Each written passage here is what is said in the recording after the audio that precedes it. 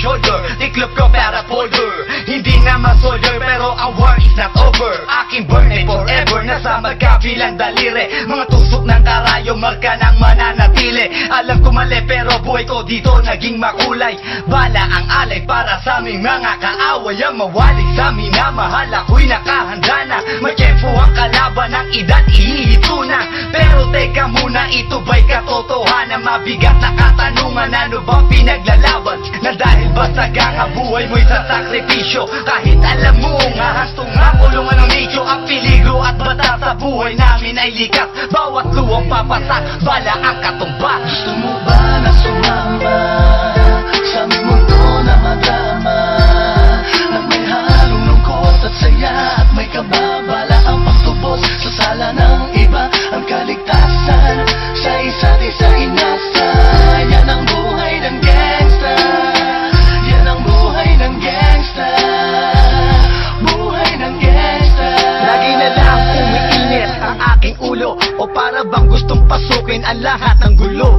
Ang pulo lumalabas pag pumutok na ang baril. Ang pagiging sa kalsada, yan ang aking papel. Ako ay laging gigil, kaya't minsan napapasaba sa away ng iba, kaya't heto't napapahama. Pero pag hinahamak, umiiral na ang puot. Kundi suntok may tutumba na lang sa isang putok. Ito na ba ang sagot? Para masabi lang na G, hindi ko to pinili. Pero bakit nagsisisi ang tulad ko? Paano kung kunin mo na ako? Sino na lang titingin sa mga maiiwan ko? Kaya nagsusumamo, pakinggan aking dalangin. Ang tamang daan ay ituro mo sa akin. Nang aking pamakita pagbukan liwayway. Darating din ang oras, kamay ko nang kumakaway. Gusto mo ba na sumama sa aming mundo na madama?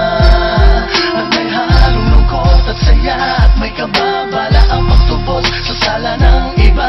Ang kaligtasan sa isa't isa inasa. Yan ang buhay ng gangsta. Yan ang buhay ng gangsta. Buhay ng gangsta. Mula noong 1998, buhay ko dito na ginugol. 12 anyos ang naro sa mga lesbo magpahabol. Naging kakaiba ang pananaw sa kaidaran. Pinangarap na lahat ng gang ay mapang-ibabawan. Habang di na alintana ang mga tao'y lumipas. Tumandang walang tinapos, tila nagsayang ng oras. May mga tropang nangulungan at ibang di na lumutang. May mga nagbuwis ng buhay at naging pambayad utang. Ngunit tinuloy ko pa rin ang laban hanggang makilala ang pangalang OG Sacred, parang mayor ng Manila. Hinawakan ng korkwera, permanent at tubo. Tunay na ninong ng Velasquez at Rojas sa tundo. Na ipagsabayan sa mga hamon, humantong man sa patayan. At walang tigil na putukan ng gante pag nalagasan. Ngunit isang katanungan ang naglalaro sa isip ko. Ito ba ang buhay na dapat manahin ng panganay Gusto ko? mo ba na sumama sa aming mundo na madama?